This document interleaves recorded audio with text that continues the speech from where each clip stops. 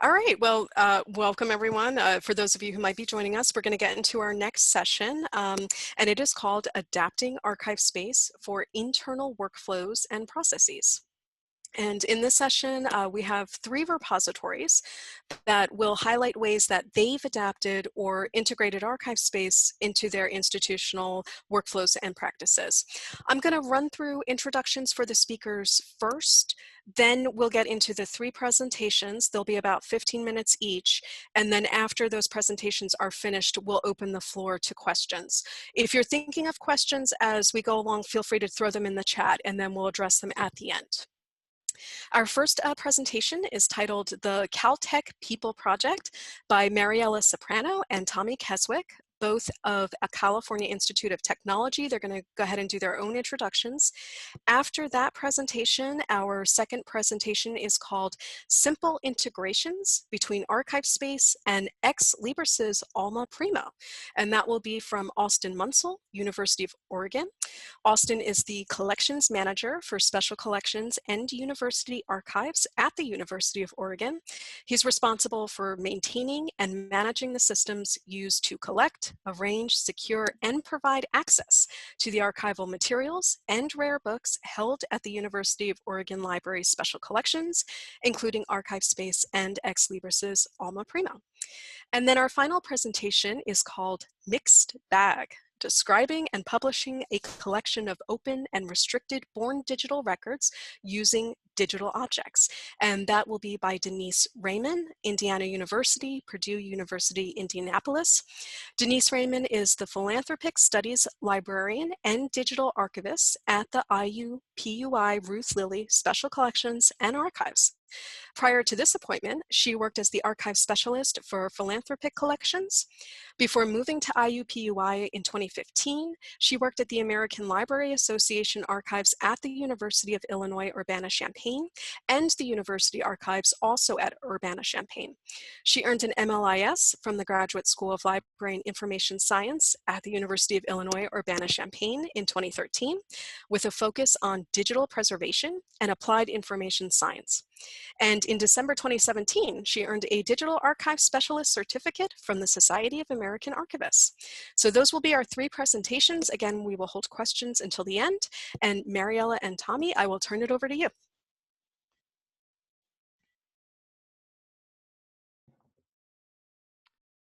Okay, thank you, Anne-Marie. Can everybody hear me?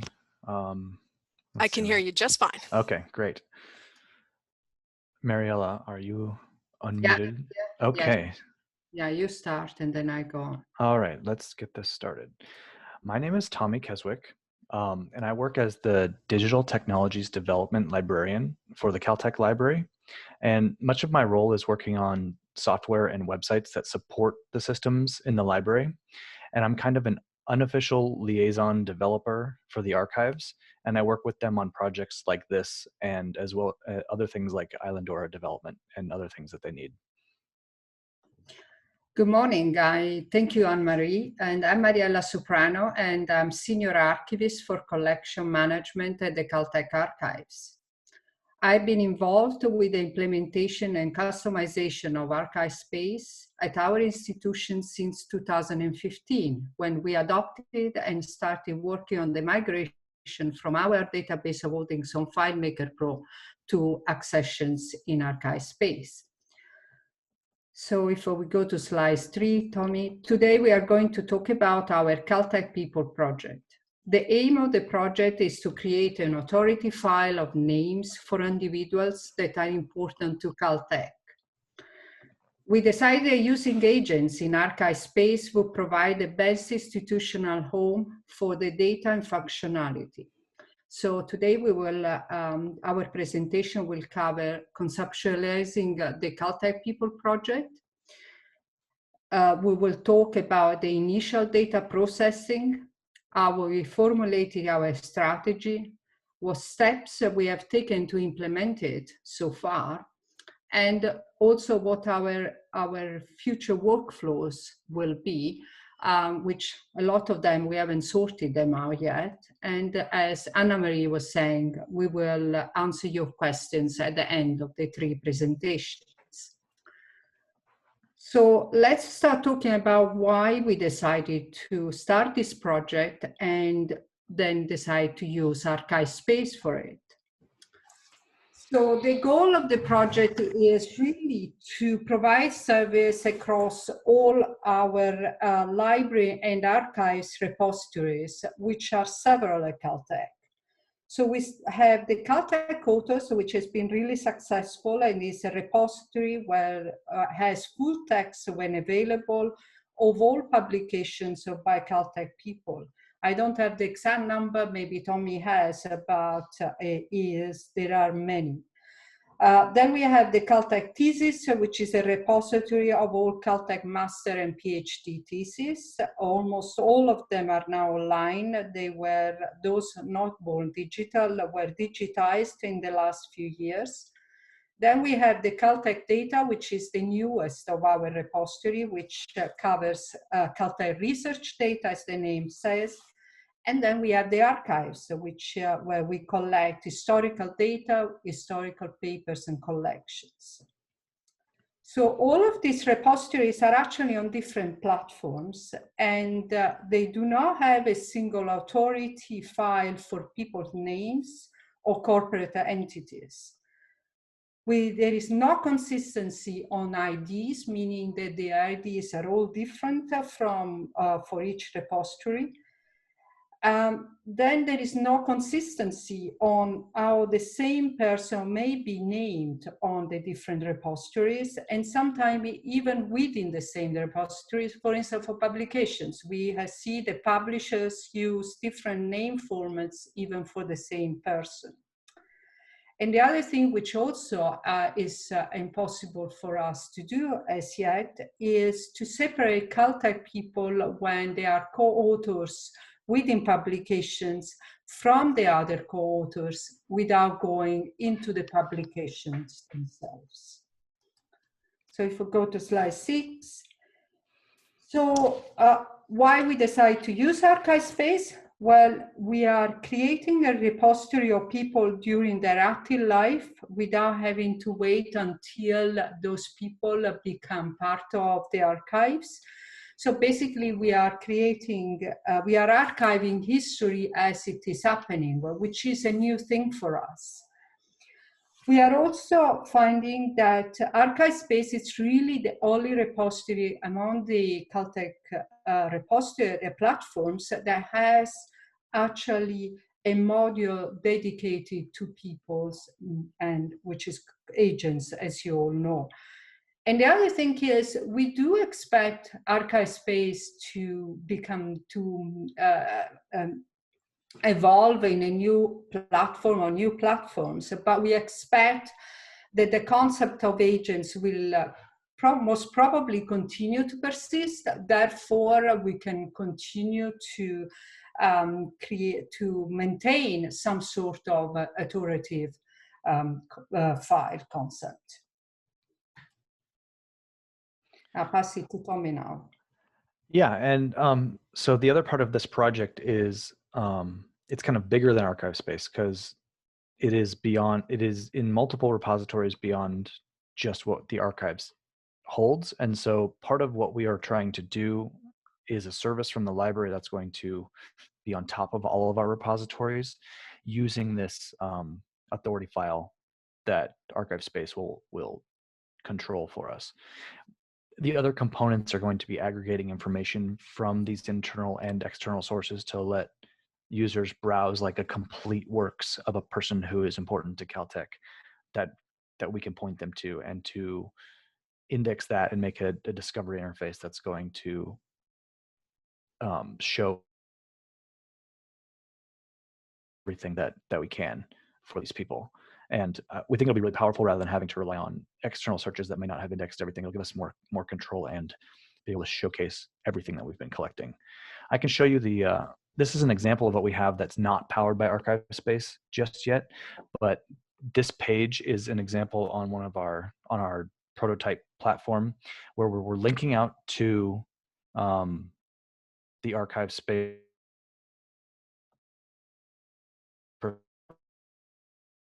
information about their title and their biography is coming from the Caltech directory managed by HR.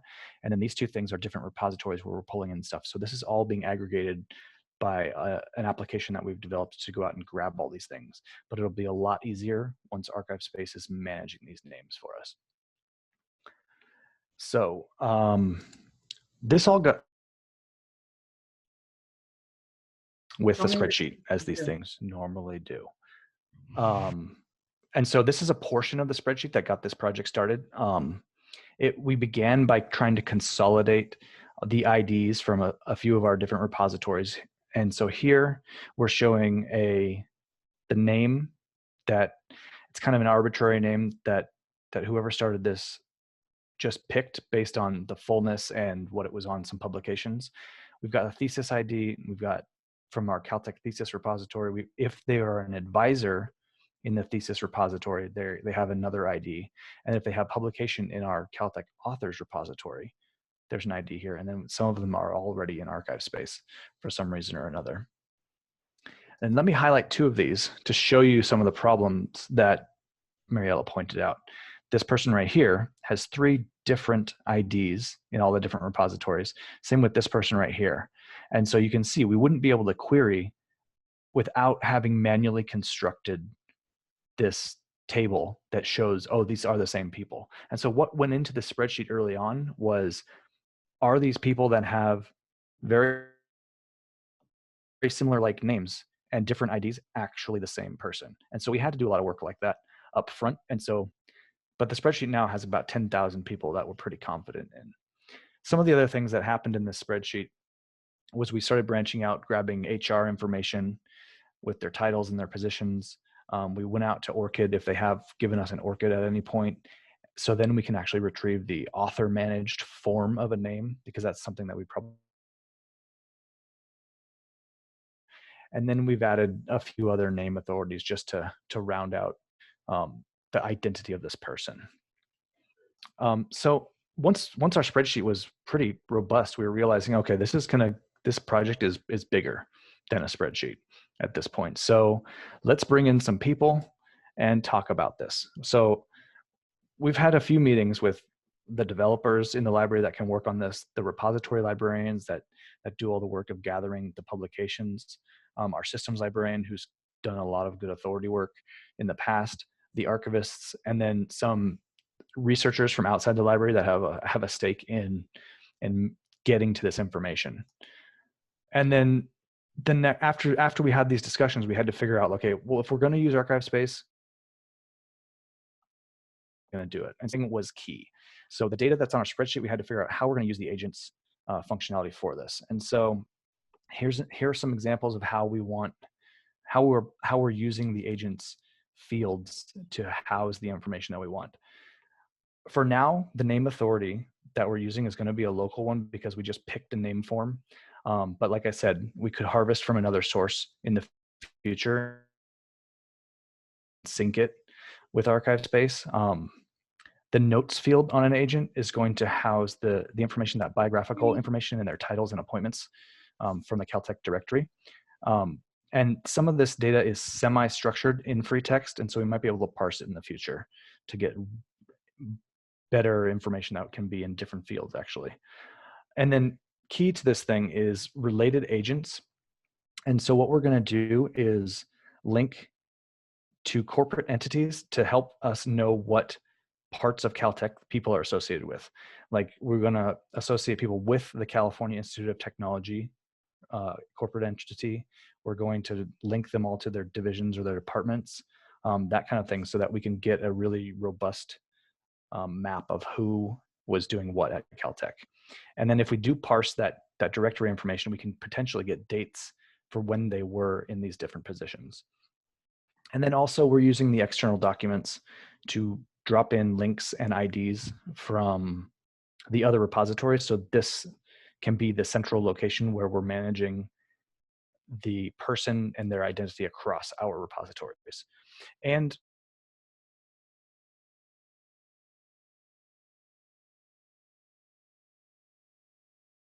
some remapping because the fields get better. Sorry. I was going to say your audio went out for a little bit, but you're back. Oh, no. Okay. Well, I was essentially reading what was on the slide, so hopefully you could follow along. And yeah, like I said, we're looking forward to the enhancements for um, the new agent stuff that's coming out, because we're going to remap to that, and it will. So let's see. Oh yeah. So at this point, we need to figure out how to actually work with the agents. So we started a study group to figure out how to start doing some scripting against the ArchivesSpace API. And so after learning how to retrieve and parse records and then update and create them, we started to get comfortable enough where we thought we could actually start doing this. So let me tell you a little bit about what I did locally to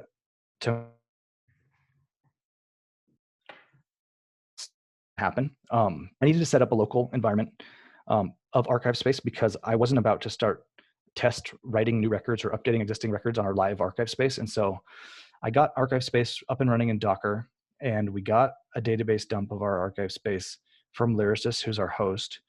And that allowed me to start working with a copy of what we had on my computer without messing with our real ArchivesSpace. Just in case somebody can talk to me about it later, that I had real trouble backing up and restoring the indexes. And so every time I start the Docker instance up, if it's new, I have to wait like 2 hours for it to index everything. The directions weren't particularly helpful, or I don't know what I'm doing. But anyway, I was able to start writing scripts. And so our Python script that we used, basically we use the ArchivesSnake tool, which I think will be talked about a little bit later today. And we check that ArchivesSpace agent ID column in our spreadsheet. If it exists, we go and update that record. And then if it doesn't, we'll just create a new agent record. And so writing all that out in Python isn't too bad, because we just took the mapping that we conceptualized and I coded it. So a couple notes of challenges. The order of notes on a record, like the notes field, they actually matter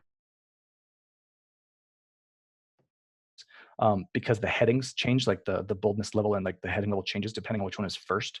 And so instead of just dropping things at the end of the note list, which is like the default and the easiest, we wanted to figure out how to pop them on the top. So I had to pay particular attention to that. And then in the last few weeks, I ran into a real doozy when I started to test the larger and larger numbers of related agents. So in every view, the staff view, the staff form, and the public view, related agents on another agent, the list of them is never paginated, meaning when we have 10,000 records associated with the California Institute of Technology corporate entity, that page can never load because it can't possibly render that much HTML from the database. So we're going to try to figure out how to get around, potentially developing a plugin, working with ArchivesSpace developers. We're not sure yet, but that's a little snag, but we'll get there. Yeah, here we go. And I'll pass it back to Mariella, who will talk about some of our considerations as we move forward. So just briefly, I think we are running out of time, so as I was saying at the beginning, we haven't really worked out a lot of the workflows, particularly on the archivist side. So we don't know, for instance, once we've done the initial batch upload, how we are going to get notifications of new people at Caltech. Do we add them once every year when we get the new institute directory? So just once a year, but people do come through Caltech at any time, like postdocs or new faculty. So those things, we don't know how we're going to sort them out. And also, how do we get notification of new publications, which also appear throughout the year? And we also don't know what the role of the archivist would be. Would they be adding new names one by one and doing the matching manually? Would they need to do verifications and so on? Or could we automate some of these workflows? So these are some of the questions that we still have on the table we have not got answers from. And the last two things I have on here, I've already kind of mentioned, like it's basically what are we going to put into phase 2? Are we going to want to do the parsing of this free text from the directory? Are we going to want to sync with other name authorities to get different name forms? And then how are we going to deal with this related agents issue? But yeah, these are the directions we're going, and we are happy to always discuss this with anybody. So thank you. Thank you. Great, thanks. And we're going to have Austin Munsell next.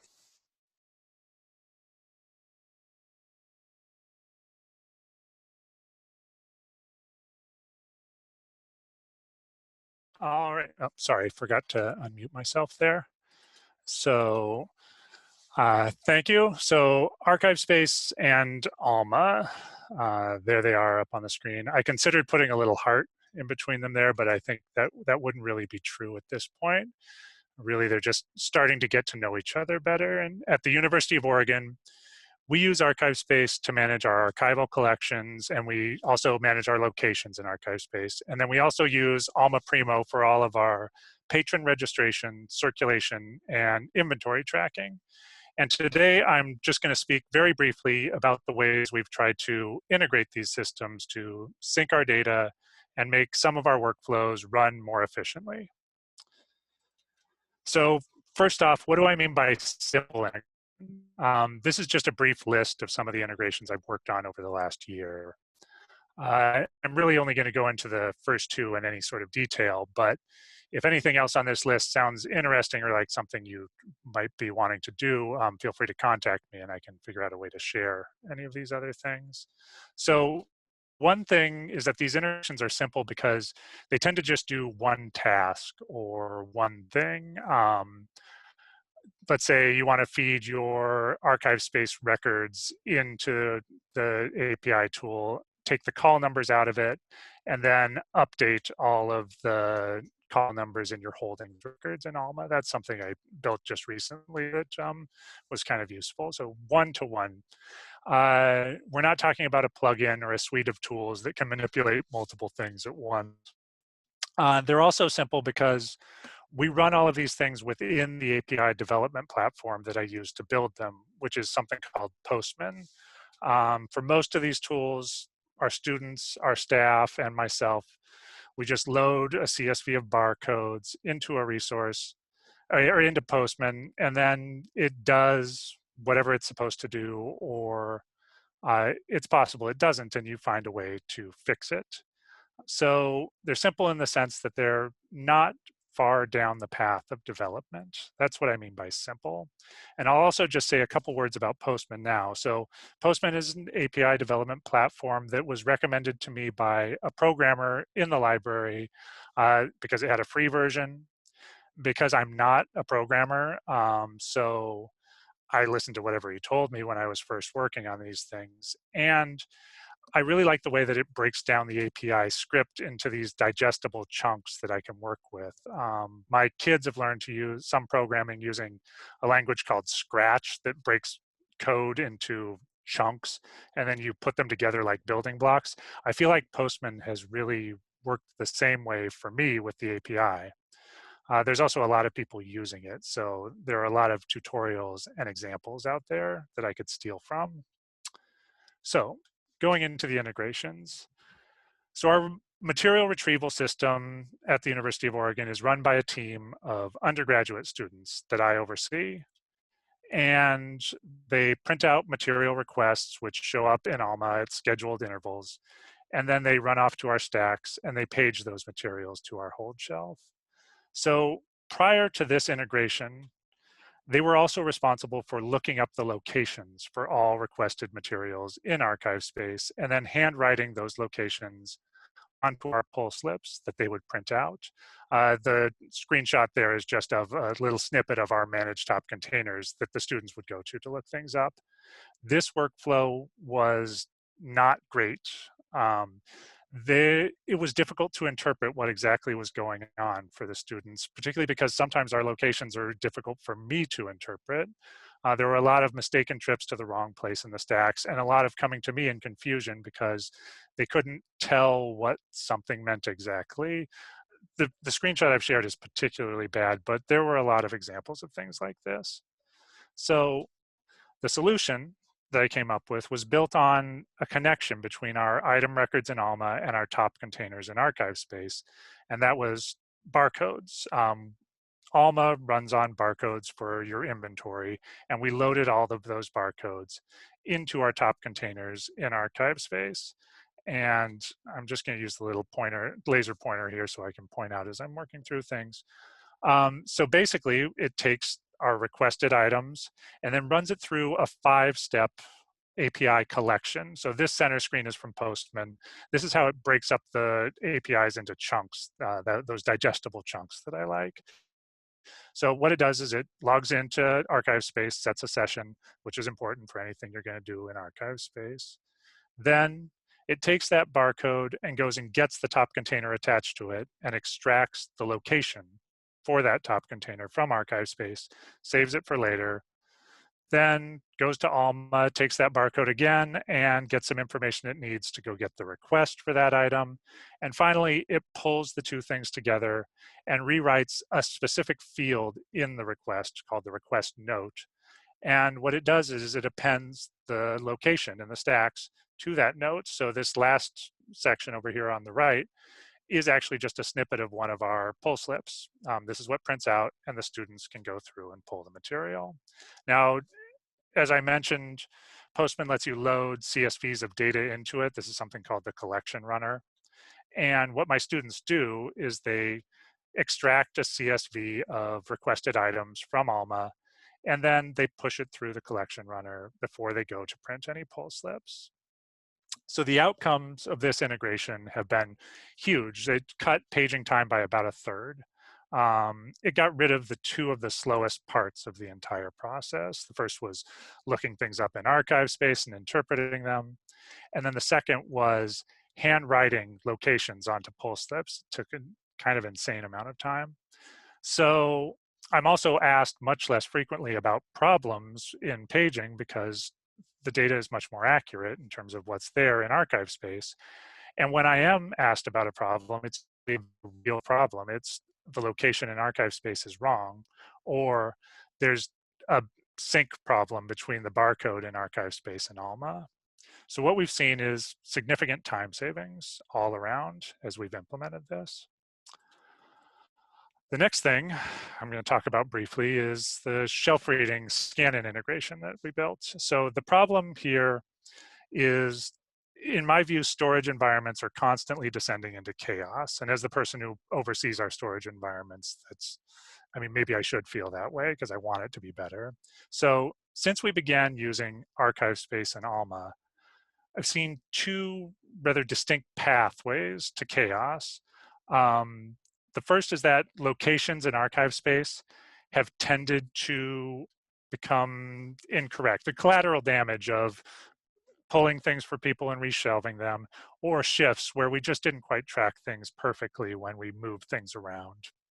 And then in Alma, something similar happens where in an inventory system, Alma, you scan barcodes as you move things around. I send something to our digitization department. They scan the barcode in. They send it back to us. We scan the barcode back in, and we put it back in the stacks. If that scan-in doesn't happen at some point, then we're left with a situation where the item will show as not in place in our public catalog, and that's where all of our patrons do their requesting. So we don't want that because it confuses our patrons and makes them think things are unavailable. So what I needed was some simple, preferably machine-readable way of combining tools together and getting these things back in sync. So what I did was I created a 2-column shelf reading system. I barcoded all of our shelves. I got really excited about barcoding as I was building this tool. And so the students go through with a barcode scanner and a laptop, and they scan barcodes onto shelves. Each row of the spreadsheet is an item on the shelf. Then they give me that spreadsheet, and I run it through an API collection. In this case, it's actually 2 different tools that I built, and I just kind of smushed them together because it turned out that they both run off of barcodes, so they could be worked in this way. The first is a location updating API tool that takes ArchivesSpace, top containers and the locations that I've created barcodes for, and then mushes them together to set the current location for the item in ArchivesSpace. And then the second is a reshelving tool that I built for Alma that takes the barcode, and in this case, it's the barcode that we know is on the shelf because it was just captured in the shelf read. It looks for any active processes, lingering processes, requests, things like that, and it cancels them out and sets the item to an item in place status. And so at this point, now our items show as available in the catalog so the patrons can request them, and then the students go to the stacks and pull it, and the item is actually in the place that ArchivesSpace says it's going to be because it's all been updated by this tool. So outcomes for this tool, the biggest outcome here has been increased accuracy in both of our systems. We now know where things are in a much cleaner way. And also, this little shelf read system here is so much faster than any system we'd been using before. We had tended to be paper-based previously. And so this, I can turn it into a rolling shelf read process that goes on throughout the year. So that, in a nutshell, is two very brief overviews of a couple integrations we've done. At the moment, I'm also working on taking that request location integration out of Postman and into something that I keep calling the big red button. Basically, I just want student workers to go to the desktop of a computer and just push a button and add locations to all of the requests that come to us from Alma. We're actually fairly close. The closures that we're experiencing right now have given me some time to kind of develop that, but it wasn't quite at the level where I felt like I could present it here at this point. And then we're also currently working on setting up a request button in ArchivesSpace Public that will link out to Primo. This isn't at the level of like Aeon requesting or anything like that, but just something that will pull our researchers who are looking at our records in ArchivesSpace Public into the corresponding Primo record where they can then, Primo being the library catalog, where they can then make their requests. That one's not a simple integration necessarily, and that one is involving programmers in our library technology department. And then finally, it's just, I'm always continuing to build and refine tools. Basically, the API has become my ad hoc toolkit for dealing with any projects we're working on. It's an exceptional tool. You can do amazing things once you just start playing with it for a while. And so anytime I'm working on something, I usually look for the way that I can leverage that tool to do the job faster. So that's my basic presentation. I've included a few links which I'll paste into the chat. One is just to a presentation that my colleague Mary Galvin and I gave in 2018 on the use of Alma in special collections and our implementation. It's a little out of date. It doesn't reference API integrations at all, but it does include all the configurations we use to set up the Alma reading room. And those configurations haven't changed since we implemented a couple years ago. And then I've included links to all of the Postman collections that I was talking about. These, I just published them. Postman has a documentation thing, and it was very easy. I just hit a publish button. But if you go into any of these, you'll see that at the top right corner, there's a little run in Postman button. And you can use that. It'll just open them up directly in Postman desktop app, or I think there's some extension for Chrome also. But you can poke and play with them, insert your own institutional variables, and they should just work. So it's a good way. And that's what I would really advocate is go out and play with this thing. You can do incredible stuff, and yeah, it's just sitting there waiting for you to use it. Though, go out and play with it, but use get requests first. Don't go into changing things right off the bat. Just try and grab things. If you have any questions or anything, feel free to contact me. I love talking about this stuff, so I would be happy to. And that is my presentation. Thanks. Great, thank you. And next we'll have Denise Raymond. Thank you, that was great. Glad someone else loves barcodes.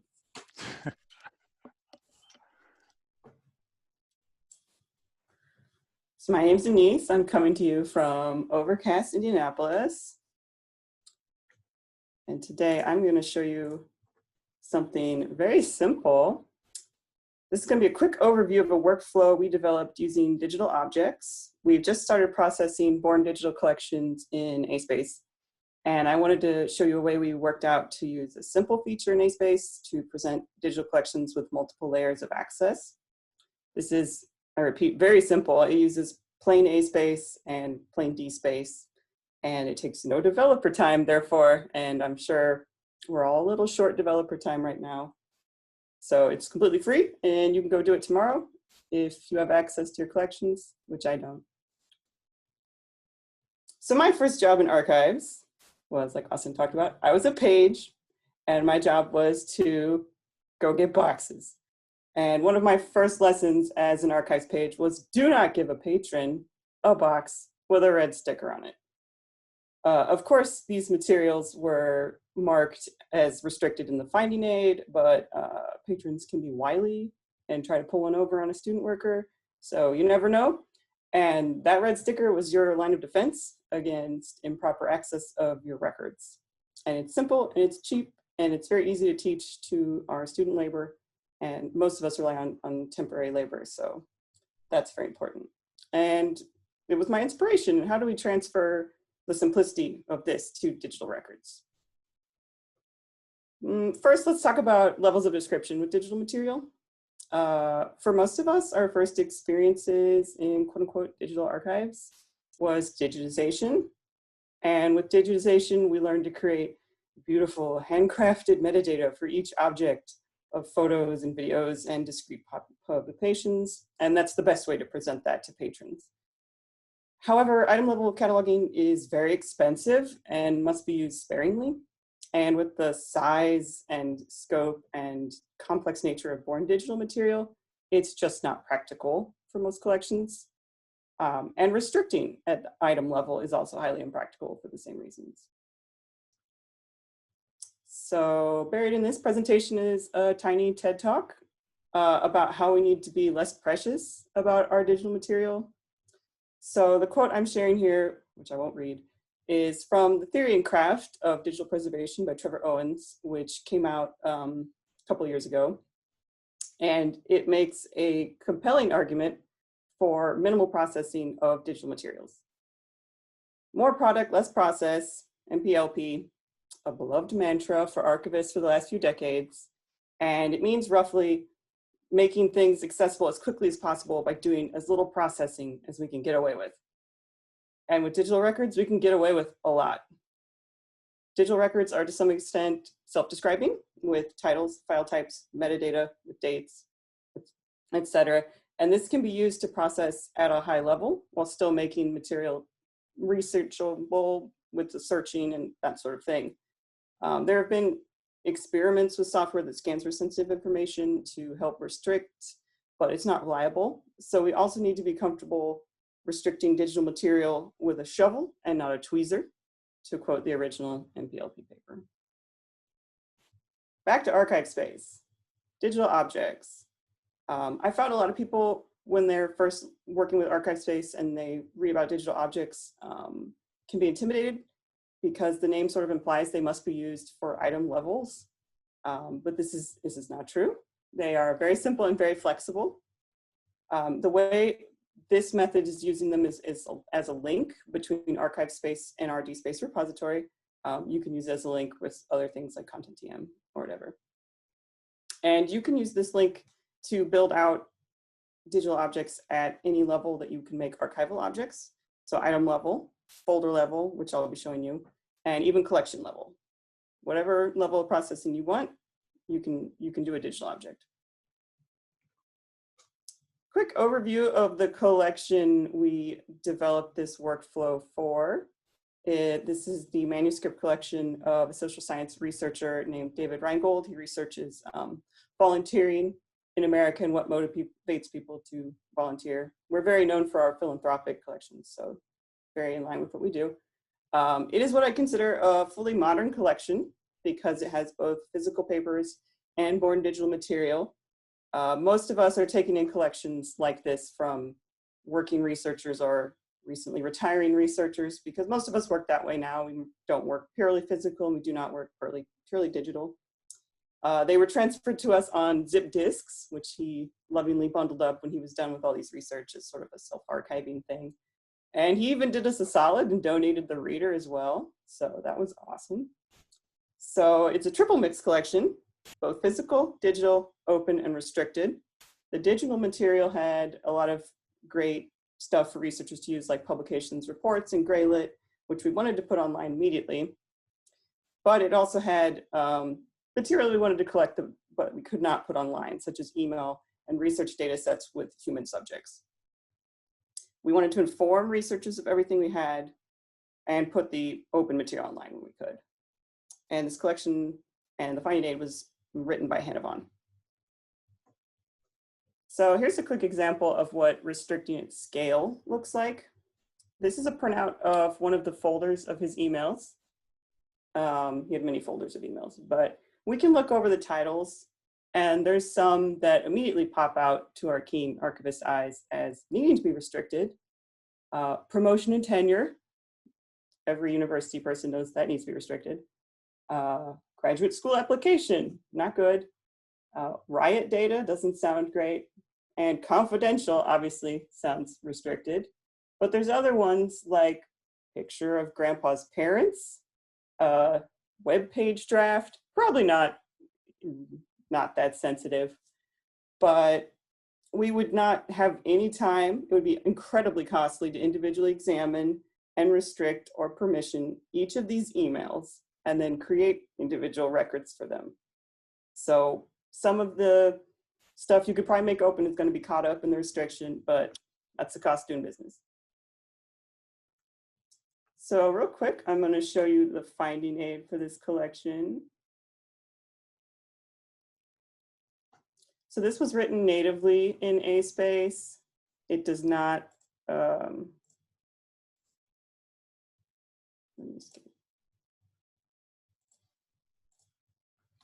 was written natively in ASpace. We do not do any imports at this point.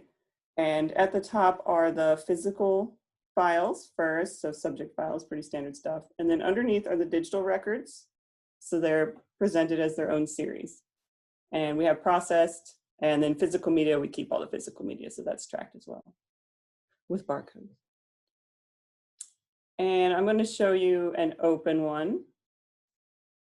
So this is the archival object here, and it has the scope and content, dates, conditions of access, and then it has a big red link, and that's the digital object. And if you click it, it will take you out to our DSpace, where you can download it as you wish. And it has the same scope and content. It has a brief description of what file formats are required, so the patron can guess whether or not they can open it. It has a printout of what's in it, so you can make a determination if you want to download this or not. So I want to see online web surveys, so I'll download it. Oops. And there's a zip. You download the zip and you open it yourself. These are not normalized or fully organized. They are just made available to the patron, and they can figure it out themselves. There's also the preservation metadata, which is more for us, but some patrons might want it.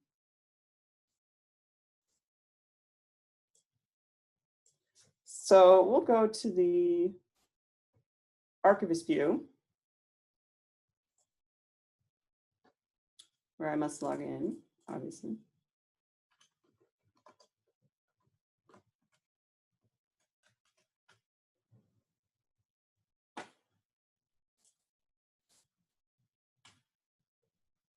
So first I'll show you an example of an open one. So this is the archival object you can see in blue. And we go down, and the instance, there's the digital object linked. Open up the digital object, and it has a link out to the DSpace that we saw before. And it has publish true. Now let's look at restricted one. This is the email we saw earlier. This is the archival object, and there is no visible digital object linked to this. And let's say a patron requests this, and they say, well, there's no link, I can't download it. You say, that is by design. You go back to the archival view or archivist view. And there's our matching archival object. And you go down to it, and there's the digital object, open it. And it's here. And it has a link, which you can easily access as the archivist. And it's also restricted on DSpace side. But it is not available to the patron because it's published false. But the archival object is published true, so the patron can see that and see what is available, but not access the records. However, you as the archivist can easily find and access the records. And it requires 2 logins to get access to it. It requires the ASpace login and the DSpace login. So there's going to be no improper access because of student error, essentially. So very simple, very secure. So I'll wrap it up. First thing I want you to take away is digital objects and minimal processing are completely compatible. And ArchivesSpace has a restricted sticker for digital objects, and it is the published, unpublished ticky box on the digital object. And you can use this method of a published archival object linked with an unpublished digital object to inform patrons that you have restricted materials, and then help the archivist quickly find restricted materials and make them accessible when needed. So thank you. And I have a copy of these slides with screenshots if anyone would like them. Great, thanks, Denise. Thanks to all of our presenters. We have some questions coming in, so I'm going to go back in the chat and start at the beginning. All right, so we have a question, and I believe this is for Mariella and Tommy. Are you incorporating other identity authority records such as ORCID, ISNI, LCNAF? I'll try to answer this. We started collecting that information in our spreadsheet. We didn't, when we were planning out our mapping, we didn't quite think we wanted to start tracking all that stuff in ArchivesSpace because part of that larger project that I talk about was indexing it in some other way. But I think it is going to take a little bit more planning on how we would integrate with that stuff, because if we're connecting with another authority file, we're going to want some kind of script to continually sync and check if there are changes between that authority and ours, if we're going to grab data from it. But if it's just keeping IDs in there, we might want to also hold off and see what the updates to the agents module is going to be like, because I think some of those kind of things might be able to be addressed with the newer version of stuff. Great. And another question for you both. Why did you pick ArchivesSpace as the source of truth for these names, rather than one of your existing platforms or creating a third central source of truth? I'm not sure if I'm getting that. I'm not sure if we can call it the source of truth, but for sure ArchivesSpace is the only of our repositories that has the concept of agents. And plus, we see that will be the only place where we will continue to keep historical data about people, because that's what we do.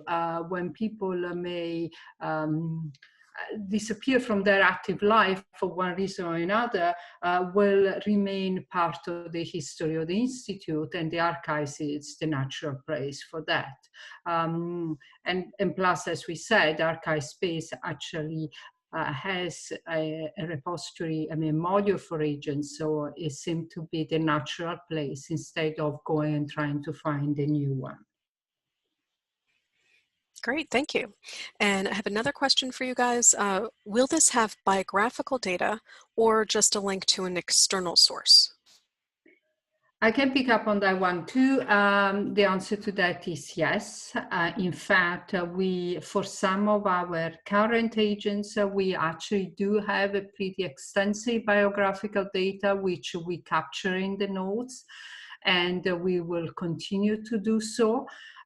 From the Institute directory, we get some very basic data, biodata, which is really linked to the different associations with the Institute. Like, for instance, if somebody was a student and then became a student as an undergraduate, then as a PhD, and then became faculty later on. But we will see that more as a related agent with the various corporate entities within the Institute, like Caltech students or Caltech faculty and so on, and not really part of the bio. So what we have for bio is a much more extensive details that we do put, and will continue to put in the notes field. Great. The next question I think is for Austin.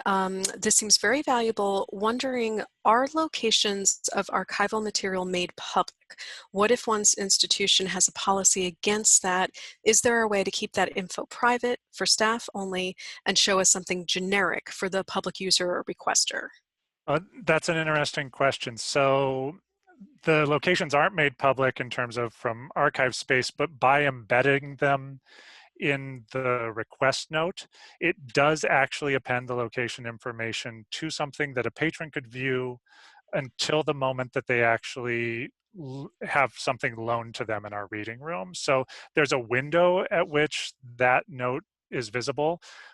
You could get around this by moving to a different section of a request to append your location information, something that you could still print. The way our pull slips work, it's a Alma generated letter. You could just change around the way that your letter is configured, and I think that would probably work. We haven't seen this as an issue in our repository as far as saying what locations are what. Our locations confuse the students and sometimes the staff, so they're enough to confuse everyone at this point. Great, thank you. There's a few other things in chat. I guess I'll just read them just for accessibility. Austin posted links to his presentation and also to the Postman collections. There was a question for Austin about speaking to the workflows for adding new top containers where the barcode may not be in both systems. For example, new containers due to a collection expanding during processing or new accession. How automated is that process? Austin said he's updated barcodes for top containers and item records in both directions, so Alma to ASpace to Alma, and it's easier to go from ASpace to Alma, and that's his general philosophy. ASpace is the system of record for all archival materials. However, the processing team who handles accessions tend to create top containers and item records by hand, so not really automated. He tends to handle backlogs and large 100 top containers plus collections. And there was a follow-up to that, how automated is the link between, oh, I think that just answered that. Yeah, how automated is the link between Alma and ASpace? If you change a location, number of containers, etc., does it automatically update Alma, or do you have to do it manually? And Austin replied, the link between ASpace and Alma is not automated at all. There's no scheduled updating at this time. At this time, he just updates records in batch as projects demand. Further down, there was a question for Denise. Does the publish unpublished button restrict materials outside of the ASpace PUI? For instance, if we use any integration such as ArcLight, Denise said they just started experimenting with ArcLight and they haven't switched to it yet. A few others mentioned they were experimenting with ArcLight as well. Okay, we have another question for Denise. Thank you for your helpful presentation. I'm curious how your practice of publishing born digital content for user download has influenced how you process this content. How have you balanced minimally processing born digital with giving it sufficient review for online public access as opposed to only reading room access? I'll unmute for that one because that's a bit more. Sounds good. So this one, we were lucky enough that he was a very organized researcher. So when they came to us, they were in very logical folders. So we didn't examine like all the annual reports. We didn't examine all of those for sensitive information because we felt safe about those. but we had one really high level one, which was his work with AmeriCorps, if you've ever heard of that. And we could not go through it to the extent to make it accessible. So we made it reading room only. So the things we did make the Born Digital things we did make completely public, we were pretty conservative about. But mostly it's going on the side of caution and using good logic. Great, thank you. Great questions. Any other questions? We have a few more minutes.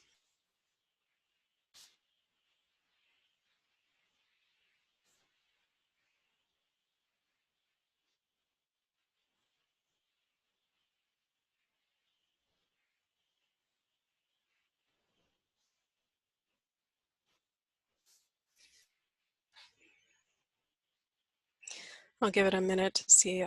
Oh, we have a question. Will the recordings be available? Yes, they will. So the recordings will be available. Some of the slides will be posted. Other presenters mentioned you could contact them if you need the slides. And while we're waiting to see if anyone else has questions, our next move is going to be to a break, and that will be 15 minutes. We'll meet back at 6 UTC time, and that'll be for the API presentation.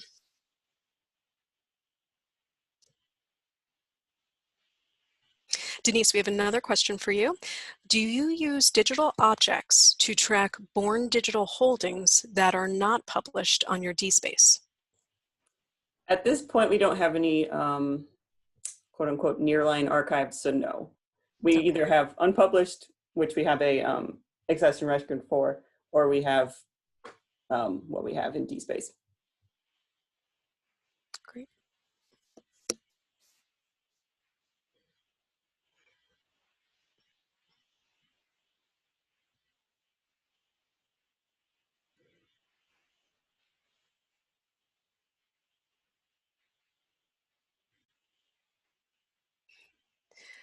And we have another question.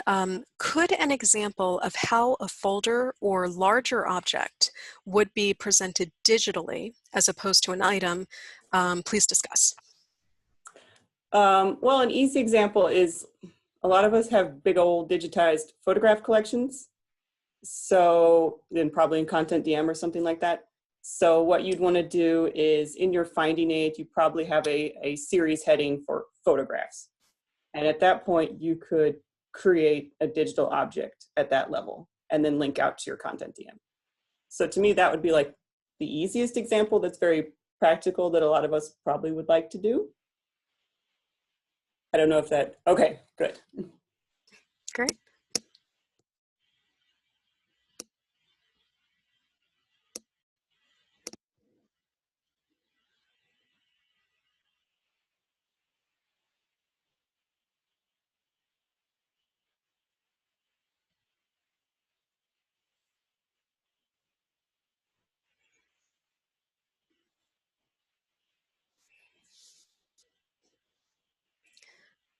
All right, so I'm thinking we can go ahead and start our break. Thank you very much to the presenters.